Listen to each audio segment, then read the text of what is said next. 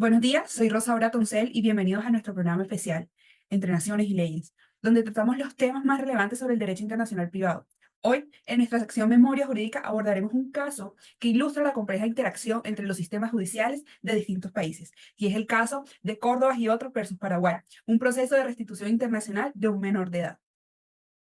Definitivamente es un caso muy interesante, Rosaura. Les habla Dana Niño y para quienes se están sintonizando, les damos la bienvenida a nuestro programa. Estamos aquí para llevarles la información de manera clara y directa y hoy tenemos mucho de qué hablar. Claro que sí, Dana. Bueno, este caso se trata pues de una pareja conformada por un argentino y un paraguayo residentes en Argentina y con un hijo de 1 año. Un día la madre se traslada con el hijo a Paraguay, pues sin la consulta ni el consentimiento del padre y también pues sin obtener el permiso de salida correspondiente. Entonces, ante esta situación, el padre solicita la restitución internacional del menor, proceso que se llevó a cabo en Paraguay.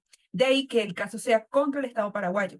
Paraguay tardó 8 meses en resolver la restitución sin lograr que el niño regresara a Argentina donde debía pues decidirse la custodia del menor. Bueno, y cabe aclarar que el caso trata exclusivamente de la restitución del menor al país de residencia común de los padres para que allí se decida la custodia. No es sobre la custodia. Exactamente, compañera. Por ello, pues al no ejecutarse esta decisión en un tiempo razonable, el caso llegó al sistema interamericano. La Corte Interamericana, pues de Derechos Humanos, consideró que no se había violado el plazo razonable, pero sí identificó una falta de cumplimiento en la ejecución efectiva de la sentencia, conforme pues al artículo 25 de la Convención Americana sobre Derechos Humanos. Así es. Y para profundizar en el impacto y las implicaciones de este caso en el ámbito latinoamericano, hoy contamos con nuestros especialistas en Derecho Internacional Privado, el doctor Raín, abogado y académico con destacada experiencia en el sistema interamericano de derechos humanos, y el doctor Juan, también abogado y profesor universitario con un amplio recorrido en Derecho Internacional Privado y arbitraje transfronterizo. Entonces, bienvenidos, doctores. Es un honor tenerlos en este programa. Doctor Frías, permítame hacerle una pregunta para que nuestros televidentes comprendan mejor la trascendencia de este caso. Y la pregunta es la siguiente, según su criterio, ¿cuál es la importancia de que la Corte Interamericana de Derechos Humanos establezca pautas claras para guiar a los estados en caso de restitución internacional de menores, especialmente considerando que muchos países no cuentan con legislaciones completas o suficientemente claras en este tema? Un caluroso saludo a todos los televidentes. Para mí es un placer estar aquí. Para comenzar a hablar de este tema, debo mencionarles que la intervención de la Corte IDH en casos como el de restitución internacional de menores es fundamental, dado que su jurisprudencia permite orientar a los estados en la implementación de normativas internacionales con un énfasis en derechos humanos. La Corte IDH aplica no solamente la Convención, sino que también considera tratados relevantes como la de la Convención sobre los Derechos de los Niños y el Convenio de la Haya sobre Restitución Internacional de Menores. Al establecer un marco jurídico claro, la Corte ayuda a los estados, incluso a aquellos con limitaciones legislativas en esta materia, a cumplir con las normativas internacionales. Esto trae consigo que las disposiciones para la restitución se interpreten no solo desde una perspectiva técnica de la corporación judicial, sino también como una garantía de los derechos humanos del menor y de sus padres. Así, la Corte en este sentido establece una base para que los estados actúen respetando principios mínimos de derechos humanos. Muchas gracias, doctor Raín. Una exposición muy clara. Ahora, doctor Juan, me gustaría conocer su opinión. ¿Por qué fue necesaria la intervención de la Corte Interamericana en este caso? ¿Acaso no fueron suficientes los esfuerzos judiciales entre Argentina y Paraguay? Bueno, primero que todo, agradezco por haberme brindado la oportunidad de participar en este maravilloso programa. Y bueno, la intervención de la Corte Internacional de Derechos Humanos fue esencial debido a que, a pesar de los esfuerzos judiciales en ambos países, Paraguay no actuó con la celeridad necesaria para resolver el caso. Si bien es cierto, la falta de una restitución efectiva en el tiempo estipulado afectó directamente los derechos familiares, el vínculo entre el niño y el padre y el desarrollo integral del menor. Y pues al no restituir al menor en un tiempo adecuado, la Corte concluyó que Paraguay incumplió con sus obligaciones de cooperación internacional en la restitución de menores, tal como lo establecen los tratados como son la Convención de la Haya y la Convención Interamericana sobre Restitución Internacional de Menores. Del mismo modo, la Corte recordó que en casos de sustracción internacional de menores, los estados deben actuar de manera expedita para proteger los derechos de las partes involucradas y especialmente los derechos del niño. Doctor Raín, este caso se ha convertido en un precedente importante para Latinoamérica. ¿Nos podría explicar por qué? Claro, esta sentencia es fundamental para Latinoamérica, porque establece lineamientos claros sobre la obligación de los estados de actuar con rapidez en procesos de restitución internacional de menores. En una región con los índices de migración y familias transnacionales, esta sentencia señala que los estados no pueden justificar demoras en estos procesos por cuestiones de capacidad o procedimientos internos. En cambio, deben cumplir con los plazos establecidos en tratados como el Convenio de la Haya, pues demoras excesivas pueden perjudicar gravemente los derechos de los niños y el vínculo familiar. Este fallo es una advertencia para los estados de la región, teniendo en cuenta que demoras en los procesos pueden afectar no solo el derecho de la familia, sino también el desarrollo del menor. En el caso Córdoba, el tiempo permitió que el niño se adaptara a un entorno nuevo y perdiera el vínculo con su padre, lo cual impacta su derecho de reunificación familiar. Doctor Juan, ahora, en vista del expuesto, ¿por qué considera usted que los plazos en procesos de restitución en menores deben ser especialmente estrictos, incluso más que en otros procedimientos judiciales? En casos como este, la discusión sobre el tiempo no se refiere tanto a los estándares internos de cada estado, sino a los tiempos específicos que establecen los tratados internacionales, como bien lo es el Convenio de La Haya y la Convención Interamericana sobre Restitución Internacional de Menores, los cuales exigen plazos rápidos, habitualmente, digamos, 6 meses o inclusive menos, para emitir y ejecutar posteriormente una resolución. En este orden de ideas, si el Estado, digamos, se retrasa, se pone en riesgo la restitución efectiva, puesto que el menor puede desarrollar una nueva residencia y vínculos afectivos en el país de sustracción, lo cual estaría afectando el éxito de la reunificación familiar. Llevando este análisis al contexto colombiano, ¿por qué deberíamos prestar atención a un caso como este aquí en Colombia? Respondiendo a tu interrogante, este caso es sumamente relevante para Colombia, considerando la extensa diáspora colombiana. Supongamos, por ejemplo, un caso en el que un padre ecuatoriano reclame la restitución de su hijo llevado a Colombia sin su consentimiento.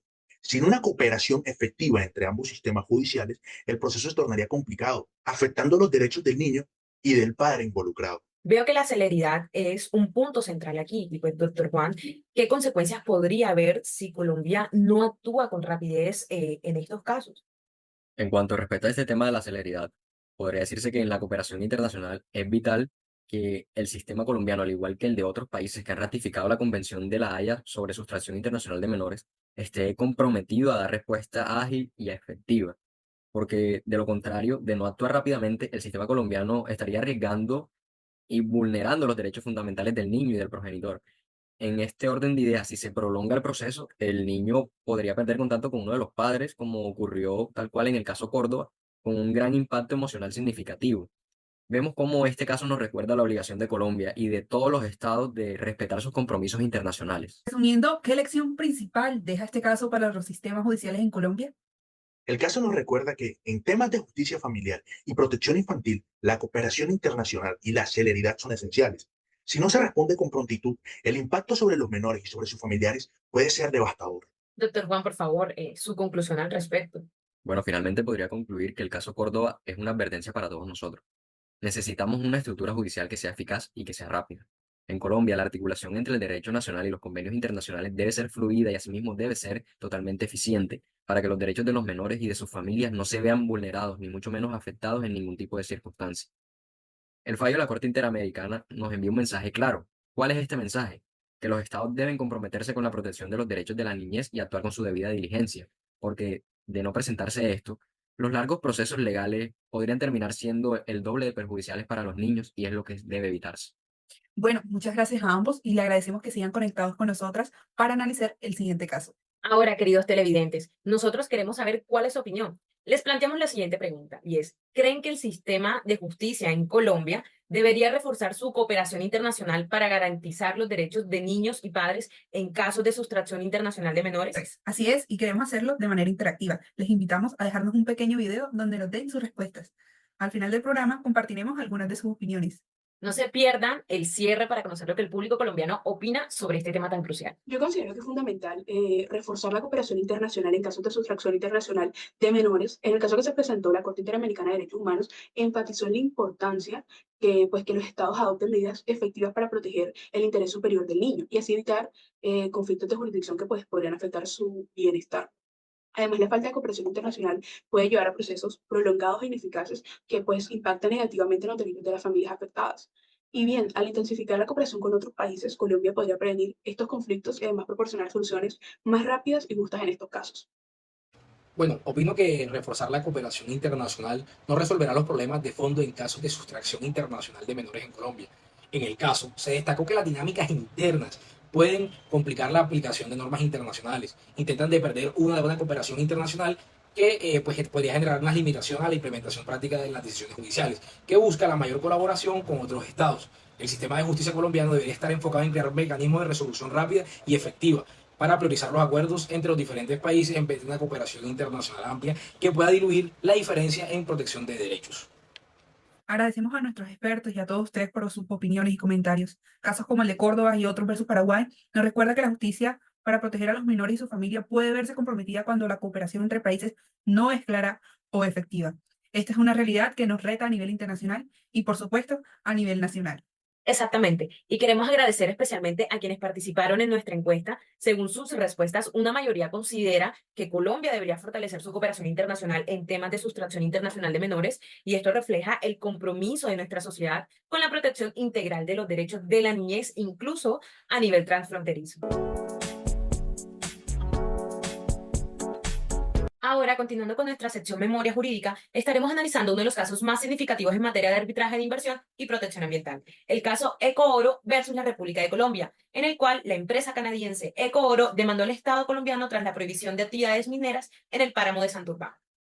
Así es, Dana, y según la empresa, el Estado colombiano violó el capítulo 8 del Tratado de Libre Comercio entre Canadá y Colombia, argumentando que las medidas de protección ambiental, como la resolución 2090 del 2014, ha provocado una expropiación indirecta de su inversión. Para Ecoro, esto equivale a un trato injusto y no equitativo, lo cual estaría afectando el contrato de conexión de un yacimiento de oro en la planta de Santurbán. Hablamos también de unas prestaciones de 764 millones de dólares. 2, 3. Doctores, espero que hayan disfrutado la intervención de nuestros televidentes y les agradecemos por haber permanecido conectado con nosotros.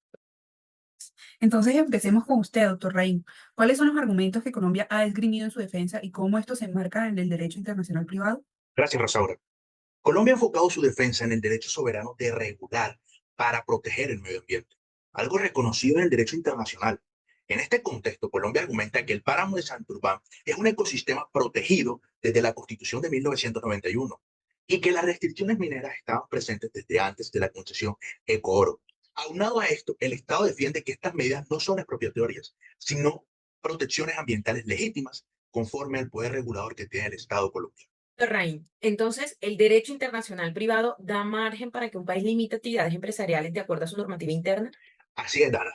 Existen precedentes donde los tribunales internacionales han avalado que los estados pueden regular para proteger el medio ambiente, siempre y cuando las medidas no sean arbitrarias ni discriminatorias. Aquí, Colombia argumenta que ha actuado de buena fe y con proporcionalidad. Esto se vincula a principios del derecho internacional privado, donde el Estado no debe comprometer su soberanía para proteger el interés, aunque esto choque con intereses de inversión. Doctor Juan, ¿cómo afecta este caso al desarrollo de tratados de inversión, especialmente en temas de sostenibilidad y protección ambiental? Y claro, este caso es un precedente importante, Rosaura, pues en tratados como el TLC entre Canadá y Colombia, los inversionistas buscan garantías como tratos justos y equitativos. Sin embargo, pues estos acuerdos no deben comprometer la facultad de un Estado para proteger sus recursos. Entonces vemos cómo esta controversia ilustra, digamos, los riesgos regulatorios ambientales y el reto de lograr equilibrio entre el desarrollo económico y la sostenibilidad. Doctor Juan, en este caso, Ecooro afirma que las medidas restrictivas resultaron en una expropiación indirecta. ¿Qué significa este término y cómo lo ven los tribunales internacionales? Bueno, pues la expropiación indirecta ocurre cuando una medida afecta, digamos, demasiado una inversión que resulta prácticamente imposible que el inversionista tenga beneficio. Sin embargo, tribunales como el CIADI pues suelen diferenciar entre expropiación indirecta y lo que es la regulación legítima. Entonces vemos que como argumento central de Colombia se manifiesta que las restricciones están justificadas por la necesidad de proteger un ecosistema frágil y vital para el país. Doctor Raín, ¿cuál sería entonces el impacto de una decisión favorable a Ecuador en el contexto del derecho internacional privado y de otros arbitrajes en curso? Exactamente. Una decisión favorable a Ecooro podría sentar un precedente que incentive otras demandas de inversionistas frente a estados que implementen regulaciones ambientales.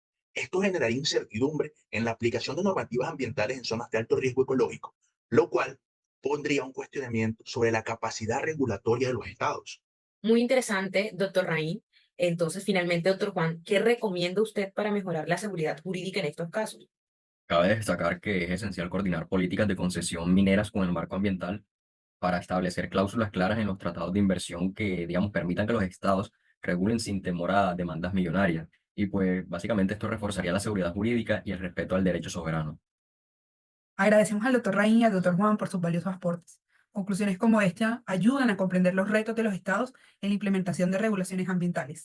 Así es, Rosaura. Gracias nuevamente por acompañarnos en este espacio de análisis y reflexión. Nos vemos pronto con más temas relevantes sobre el derecho y las relaciones internacionales. Hasta pronto.